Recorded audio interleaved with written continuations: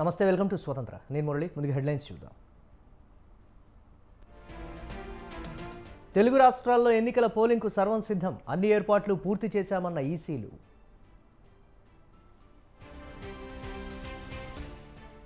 AP తెలంగాణలో ప్రలోభాల పర్వం, భారీగా డబ్బు పంపిణీ, కోట్లలో పట్టుబడుతున్న నగదు.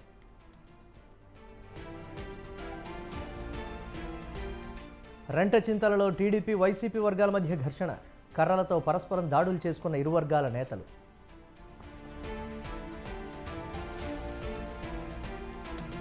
తెలంగాణలోని పలు జిల్లాల్లో భారీ వర్షం, ఈదురుగాలులతో కూడిన వానతో ఎన్నికల ఏర్పాట్లకు ఆటంకం.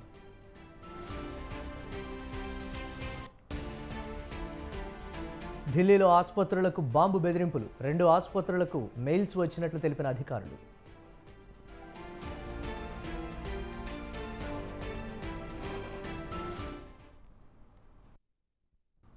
ఆదిలాబాద్లో ఈదురుగాలులతో కూడిన భారీ వర్షం ఎన్నికల ఏర్పాట్లకు ఆటంకం కలిగించింది. భారీ వర్షానికి ఈవీఎంల పంపిణీ కేంద్రం ప్రాంతం అతలాకుతలమైంది. పీటీజీ బాలుర పాఠశాలలోని ఈవీఎం ప్యాడ్స్ పంపిణీ కేంద్రాన్ని ఏర్పాటు చేశారు. ఒక్కసారిగా ఈదురుగాలులతో కూడిన భారీ వర్షం కురవడంతో పంపిణీ కేంద్రంలో వేసిన టెంట్లు పూర్తిగా తడిసి ముద్దై కూలిపోయాయి. కాగా అప్పటికే ఎన్నికల సిబ్బంది ఈవీఎంలు తీసుకుని వెళ్ళిపోయారు.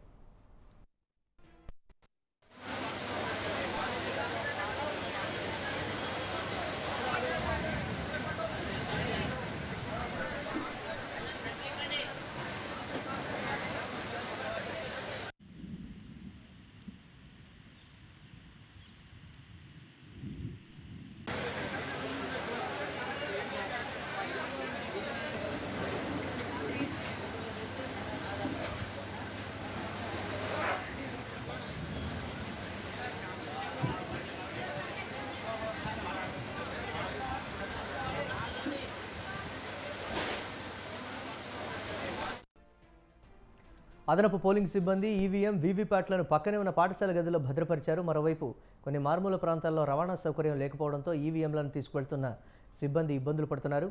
సిగ్నల్స్ లేని మారుమూల ప్రాంతాలకు అధికారులు ఎన్నికల సామాగ్రి తరలించే వాహనాలకు జీపీఎస్ ట్రాకర్ అమర్చి పంపారు.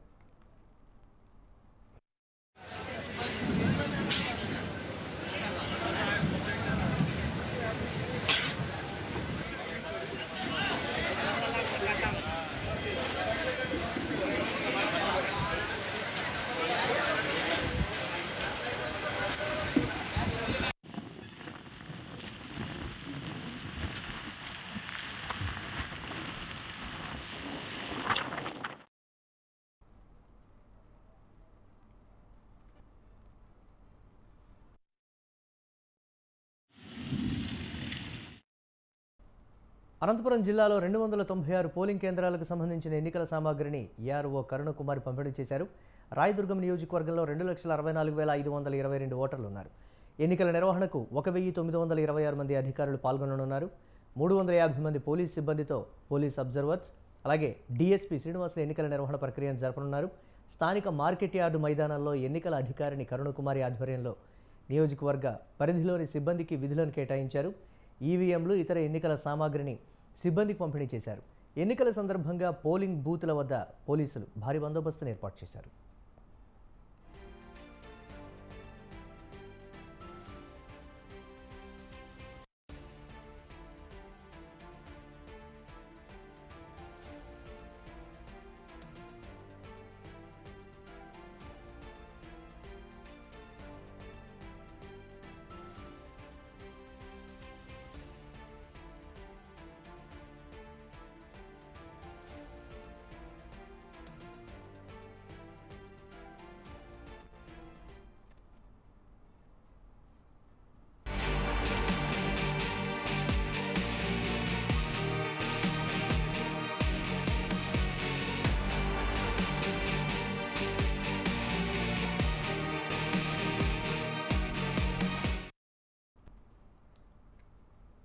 తలపైకెత్తి చూసేలా ఆకాశ హర్మ్యాలు, జామ్మంటూ దూసుకువెళ్లే కార్లు, అత్యంత అధునాతన ఎలక్ట్రిక్ పరికరాలు, ఇలా 1-2 కాదు, మన రోజువారీ జీవితంలో ఎన్నో కనిపిస్తున్నాయి. అయితే వాటి ద్వారా వచ్చే కాలుష్యం అంతా ఇంత కాదు.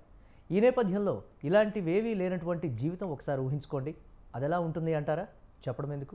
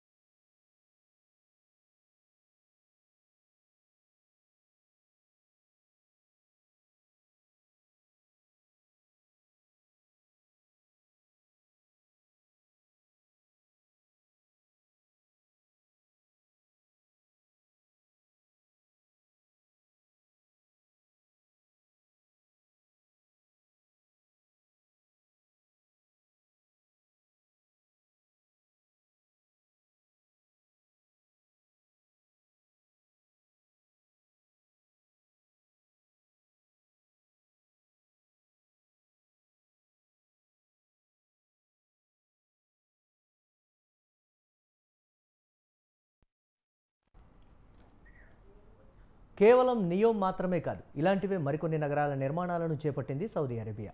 అలాంటి వాటిలో చెప్పుకోదగింది ముఖ్యమైనది ముకాబ్. అత్యంత భారీ స్థాయిలో రూపుదిద్దుకుంటున్న ఈ మెగా స్ట్రక్చర్ రానున్న రోజుల్లో మరో అద్భుతంగా నిలవబోతోందా అంటే అవుననే మాట వినిపిస్తోంది.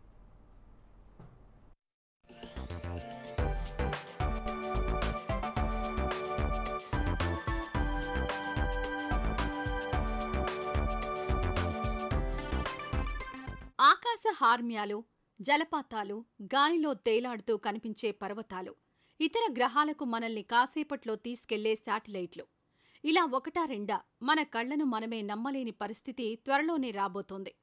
నిజమే, మీరు విన్నది చూస్తున్నది కరెక్టే.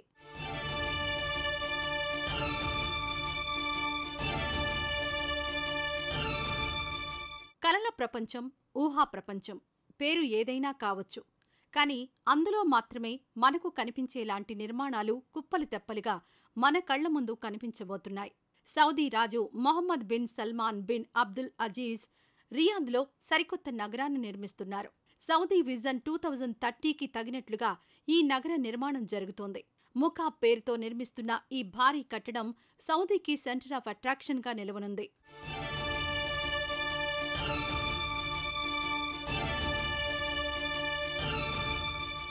అత్యున్నత సాంకేతిక టెక్నాలజీ కలయికగా వచ్చిన ముకాబ్ సౌదీ చరిత్రలో ఐకానిక్ ల్యాండ్ మార్క్గా నిలిచిపోనుంది. వర్చువల్ విధానంలో దీని రూపురేఖలు చూస్తే గోల్డ్ కలర్లో మిలమిలా మెరిసిపోతూ కనిపిస్తోంది ఈ నిర్మాణం. 400 మీటర్ల ఎత్తు, 400 మీటర్ల వెడల్పు, 400 మీటర్ల పొడవుతో ప్రపంచంలోని అతిపెద్ద నిర్మాణాల్లో ఒకటిగా ఇది నిలిచిపోతుందని అంటున్నారు. ఈ ఒక్క ముకాబ్ ఎంత పెద్దది అన్నది ఒక్క మాటలో చెప్పాలంటే న్యూయార్క్లో ఉన్న ఎంపైర్ స్టేట్ బిల్డింగ్ లాంటి అతిపెద్ద భవంతులు ఇందులో 20 వరకు పడతాయని చెబుతున్నారు. క్యూబ్ ఆకారంలో ఉన్న ముకాబ్ నిర్మాణం మక్కాలోని కాబాను పోలి ఉండడం విశేషం.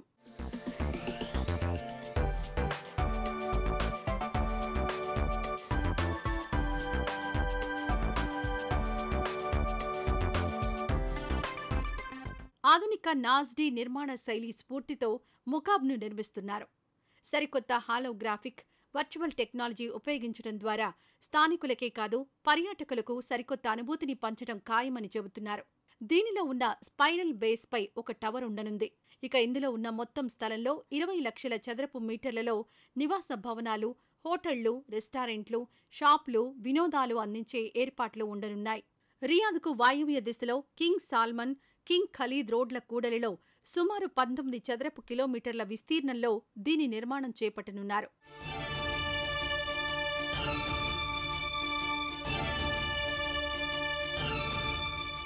విమానాశ్రయం నుంచి 20 నిమిషాల దూరంలో మాత్రమే ఉన్న ఈ నగరంలో అంతర్గత రవాణా వ్యవస్థ ఉంటుంది.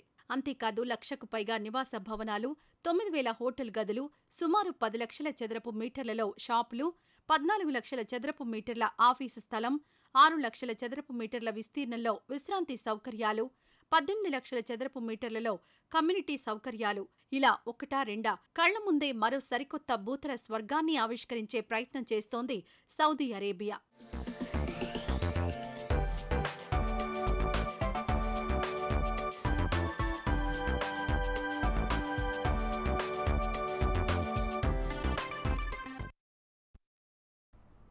నియోమ్, ముకాబ్ మాత్రమే కాదు, మరికొన్ని మహానగరాలను సైతం సౌదీ అరేబియా నిర్మిస్తోంది. ఈ నేపథ్యంలో నూతన భవిష్యత్ పేరుతో రెడీ అవుతున్న ఫ్యూచర్ సిటీస్ నిర్మించాల్సిన అవసరం ఎందుకు వచ్చింది? మన దేశంలో నిర్మించిన ప్రణాళికాబద్ధమైన నగరం లవాసా గురించి తెలుసుకునే మనం ఆశ్చర్యపోయాం. అలాంటిది నియోమ్ తరహా భవిష్యత్ నగరాలు నిర్మించడం మనకు సాధ్యమయ్యే పనేనా?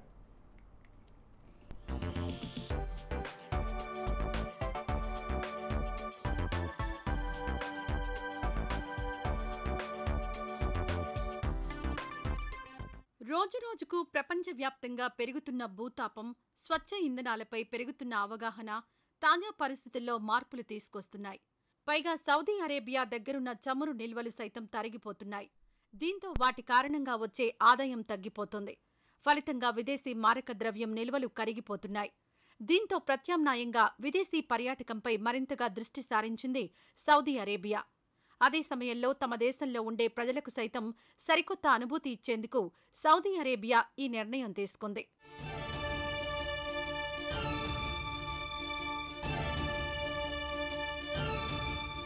వాస్తవానికి ఇప్పటికే మన దేశంలో పూణే సమీపంలోని లావాసా నగరం గురించి తెలుసుకున్నాం. అక్కడ ఉన్న పరిస్థితులను చూసి ఆశ్చర్యపోయాం. ఇక దుబాయ్లోని పామ్ జుమేరా పేరుతో సముద్రంలో ఏర్పాటు చేసిన దీవుల సంగతైతే ఇక చెప్పనక్కర్లేదు. అప్పటి వరకు ఇలాంటి వాటి గురించి కలలో కూడా మనం ఊహించని పరిస్థితి. ఇలాంటి పరిస్థితుల మధ్య నియోమ్ ప్రాజెక్ట్ ద లైన్ నగరం గురించి చెప్పగానే ఒక్క సౌదీ అరేబియానే కాదు, యావత్ ప్రపంచం ఒక్కసారిగా సంభ్రమాశ్చర్యాలకు లోనైంది.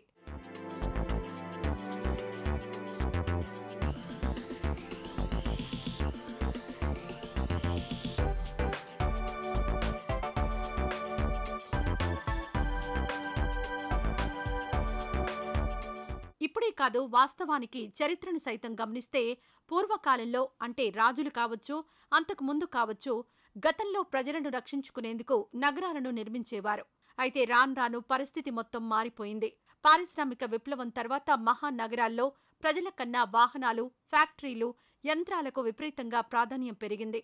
ప్రపంచంలో అత్యంత విలాసవంతమైన నగరాల్లో గడిపేందుకు డబ్బులున్న కోటీశ్వరులు ఎక్కువగా ఇష్టపడుతున్నారు.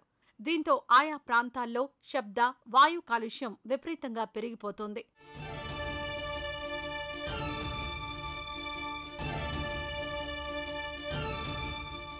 ఈ క్రమంలోనే ఒక చోటు నుంచి మరొక చోటుకు ప్రయాణించేందుకు గంటలకు గంటల సమయం పడుతోంది. దీంతో ఇంధనం కూడా పెద్ద ఎత్తున ఖర్చవుతోంది. దీంతో ఇవన్నీ ఆలోచించిన సౌదీ అరేబియా యువరాజు సరికొత్త ఆలోచన చేసి భవిష్యత్ నగరాలు నిర్మించాలన్న ఆలోచనకొచ్చారు. సౌదీ అరేబియా ఆర్థిక పరిస్థితి దృష్ట్యా చూసినా ఇది చాలా లాభదాయకమైన ప్రాజెక్టేనని భావిస్తోంది ఆ దేశం, అక్కడి పాలకులు.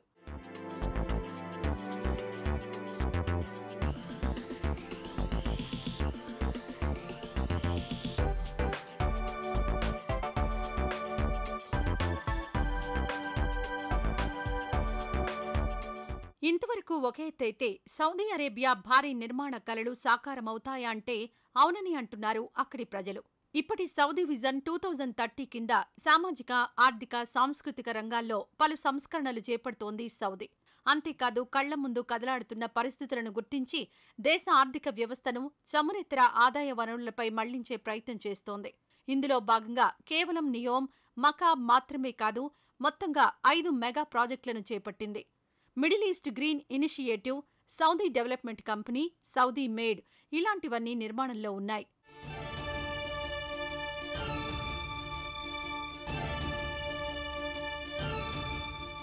ఇంతవరకు బాగానే ఉన్న ఈ స్థాయిలో భారీ ప్రాజెక్టుల నిర్మాణం కోసం భూసేకరణ పెద్ద సమస్యగా మారింది. అయినా సరే ముందుకే వెళ్తోంది సౌదీ ప్రభుత్వం.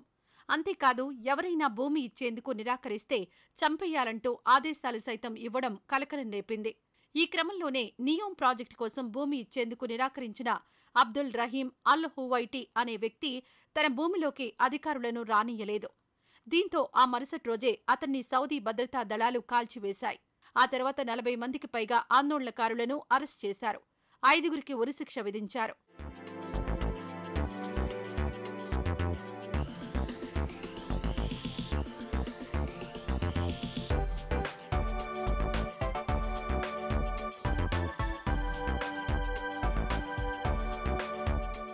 సౌదీ అరేబియా సంగతి కాస్త పక్కన పెడితే ఇలాంటి భవిష్యత్ నగరాలు మన దగ్గర నిర్మించడం సాధ్యమేనా అంటే అసాధ్యమని చెప్పలేం. కానీ ఇప్పుడప్పుడే సాధ్యమయ్యే పని కాదని మాత్రం చెప్పవచ్చు. ఇందుకు ప్రధాన కారణం ఆర్థిక వనరులే. 140 కోట్లకు పైగా జనాభా ఉండడంతో లక్షల కోట్ల బడ్జెట్ కేటాయింపులతో ప్రజల ఆశలు, ఆకాంక్షలకే ఎప్పుడూ మన పాలకులు తొలి ప్రాధాన్యమిస్తుంటారు. దీంతో కేవలం 1-2 నగరాల సంగతేమో కానీ పెద్ద ఎత్తున నిర్మించాలంటే వాటికి లక్షల కోట్ల రూపాయలు వెచ్చించడం అంటే మన దగ్గర ఇప్పటికైతే ఆషామాషీ వ్యవహారం కాదన్న అభిప్రాయం వ్యక్తమవుతోంది.